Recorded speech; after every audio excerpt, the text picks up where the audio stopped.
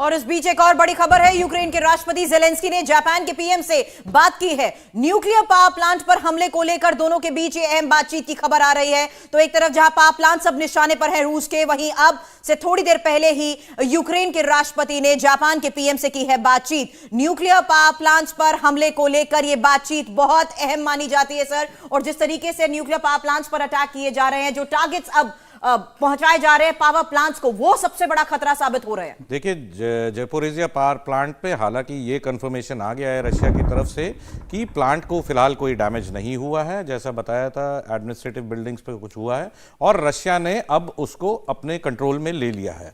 ये तो हुई एक बात। उसके बाद आप देखते हैं कि उसकी थोड़ी देर बाद जो हमारे नेटो के चीफ हैं उनका बयान आया, और ये बयान बड़ा ही डायरेक्ट था।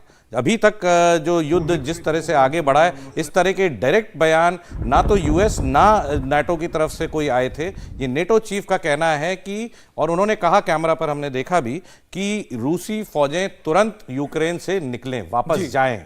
बिल्कुल। तो जब नेटो चीफ ऐसा बयान देता है तो उसके पहले कोशिश ये हो सकती है कि इसके बहाने क्या नेटो कदम रख सकता है, या अगर फ्यूचर में अगर नेटो अटैक करता है तो उसके पास कहीं ना कहीं ये एक मुद्दा रह सकता है। लेकिन आपको बता दें, न्यूक्लियर पावर प्लांट जिसकी तस्वीर आप देख रहे हैं, जो एडमिनिस्ट्रेटिव ब्लॉक उसमें डैमेज हुआ था, उसमें 3 लोगों की मौत हो गई है, और अब बताया जा रहा है कि 2 लोग घायल हुए हैं। हमला हुआ था, एडमिनिस्ट्रेटिव ब्लॉक निशाना था, जिसमें 3 लोगों की मौत हुई है, 2 घायल हुए। हमारे साथ दीपक वोरा सर जुड़े हुए हैं। दीपक सर, आप न्यूयॉर्क में मौजूद हैं, जिसका जिक्र अभी कर रहे थे। हमारे साथ अभिषेक जी भी हैं यहां पर मौजूद। उन्होंने कहा कि उन्होंने जिक्र कर रहे हैं नेटो का। नेटो के जो चीफ है उनका यह कहना है कि जो रशियन फोर्सेस है तुरंत बाहर निकले, खासतौर पे न्यूक्लियर पावर प्लांट पर जो हमला हुआ उसके बाद जो कब्जा हुआ। क्या नेटो ये सोच रहा है कि क्या आगे इसको मुद्दा बनाकर वो इस लड़ाई में जा सकता है, या कि सिर्फ ये एक पब्लिक स्टंट हम कह सकते हैं? एक तरफ चल रही है हथियारों की जंग जमीन पर, ऊपर चल रही है शब्दों की लड़ाई।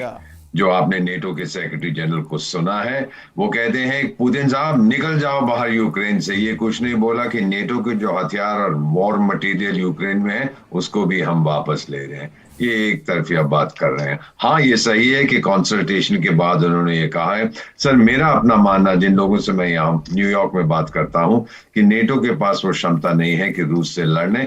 छोड़ दीजिए अमेरिका को, भूल जाइए ब्रिटेन और फ्रांस को, बाकी सब सुबह 10 बजे से शाम के 5 बजे तक लड़ने वाली फौजें हैं, उनमें ये दम बिल्कुल नहीं है। तो मुझे नहीं लगता कि यहाँ पर कुछ होगा। पब्लिक परसेप्शन यहाँ क्या है सर, मैं आपको बता देता हूँ, 15 सेकंड दीजिए। कल रात को मैंने भोजन किया था विद माय 8 साल की मेरी ग्रैंड डॉटर है। उसने मुझसे पूछा कि नाना, why is Putin fighting with Ukraine, does he want to take back Ukraine because it once belong to Russia. तो मैंने कहा कि I don't know what is happening. She said, well my school teacher told me Putin is a bad man and we won't let him take back Ukraine. ये across the board यहाँ पर perception है कि अगर इस पूरे हादसे में, इस तांडव में कोई बदमाश है तो उसका नाम व्लादिमीर पुतिन है। और ये परसेप्शन वॉर है, जिस परसेप्शन वॉर में साफ नजर आ रहा है कि जो वेस्टर्न कंट्रीज है कहीं ना कहीं एक कदम तो आगे है रूस से। बावजूद इसके तमाम बंदिशों के बावजूद और तमाम जितने एक्शंस लिए जा रहे हैं all over the world internationally Putin के खिलाफ, ये वॉर अभी भी रुकती हुई नजर नहीं आ रही है। लेकिन एर्नोहदर से रूसी सैनिकों ने अब जबरदस्त कहर बरपाया है। रूसी सैनिकों ने हाईवे पर जब बमबारी की, वो तस्वीर आपके सामने है, क्योंकि हाईवे को तबाह कर दिया गया जहां पर यह मिसाइल अटैक हुआ। न्यूक्लियर पावर प्लांट उससे महज थोड़ी ही दूरी पर था, और हमले के बाद रूसी सैनिकों ने न्यूक्लियर पावर प्लांट पर भी हमला बोल दिया। हालांकि सर, हमने ये जरूर देखा था कि एक बयान सामने आया था कि कोशिशें की जा रही है कि किसी तरह से मेन एरिया में ये एंटर ना कर सके, लेकिन खबरें आई कि रूसी सैनिक इसके भी अंदर शामिल हो गए। जी हाँ, इंटरनेशनल कन्वेंशन के हिसाब से जब युद्ध होता है तो न्यूक्लियर पावर प्लांट के आसपास एक 5 या 10 किलोमीटर के रेडियस में कोई भी हमला ना करने की बात है। मेरे ख्याल से जैसे आपने बताया कि राष्ट्रपति जेलेंस्की ने जापान के प्राइम मिनिस्टर से बात की, उसका भी शायद यही मकसद है।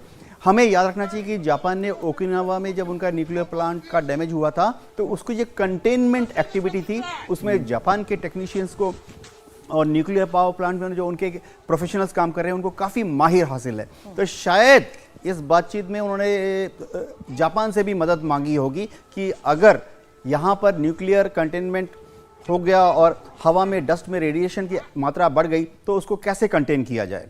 लेकिन अच्छी बात यह है कि लगातार जो खबरें आ रही है उसके हिसाब से तो यह बताया जा रहा है कि यहां पर पूरी तरह से कोई भी डरने की बात नहीं है। यहां पर कोई भी रिएक्टर, जो 6 रिएक्टर थे उनमें से किसी में भी लीकेज नहीं हुई है, इसलिए सबसे बड़ी राहत की बात है। और अब ये रूस के कब्जे में आ चुका है। लेकिन रूस ने कीव के साथ एर्नोगर जो शहर है उस पर तो कब्जा किया ही है, लेकिन आप जो अलग अलग तस्वीरें देख रहे हैं, जब यह हमला हुआ था तब देखिए कि किस तरह से शेलिंग की गई थी और किस तरह से सबसे पहले आप हाईवे को देखिए, हाईवे को उन्होंने सबसे पहले साफ करवाया क्योंकि पिछले कई दिनों से जो न्यूक्लियर पावर प्लांट है उसके हाईवे को कब्जा करके रखा था लोगों ने, उसको साफ किया, अटैक हुआ। उसके बाद रात के वक्त आप देखिए कि एक एक करके शहर के अलग अलग हिस्सों में रॉकेट्स भी चले, तो एक तरफ एंगेज किया गया फोर्सेस को शहर के, और उसके बाद जो एडमिनिस्ट्रेटिव ब्लॉक नजर आ रहा है, आपको देख पा रहे होंगे रूसी जो मिसाइल्स हैं या रॉकेट्स हैं जो लगातार अटैक कर रहे हैं न्यूक्लियर पावर प्लांट। एक और बड़ी खबर इस बीच अमित है, रूस की एयरफोर्स आज जबरदस्त एक्शन में है। यूक्रेन के मारिउपोल में ही रूस का बड़ा अटैक हुआ है। मारिउपोल में ही बिल्डिंग पर रूस की मिसाइल गिरी है और ये वही तस्वीर आपके सामने।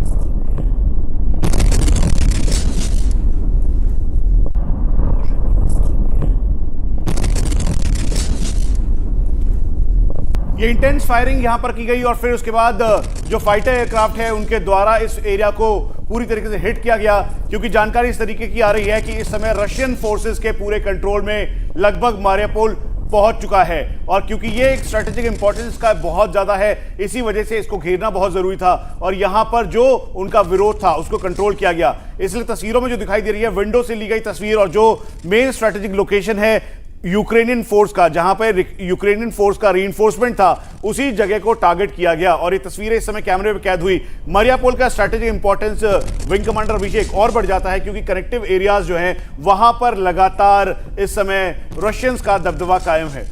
एब्सोल्युटली, मारिउपोल सी ऑफ अज़ोव के साथ लगा हुआ आपका कोस्टल टाउन है, तो उसकी सामरिक दृष्टि से वैसे भी इम्पोर्टेंस बहुत ज़्यादा होती है। प्लस वो ईस्टर्न सेक्टर में आता है जिधर की पॉपुलेशन एंड जहाँ की डेमोग्राफी जो है काफ़ी कल्चरली भी कनेक्टेड है अर्स्टवाइल सोवियत यूनियन और इनफैक्ट रशिया से।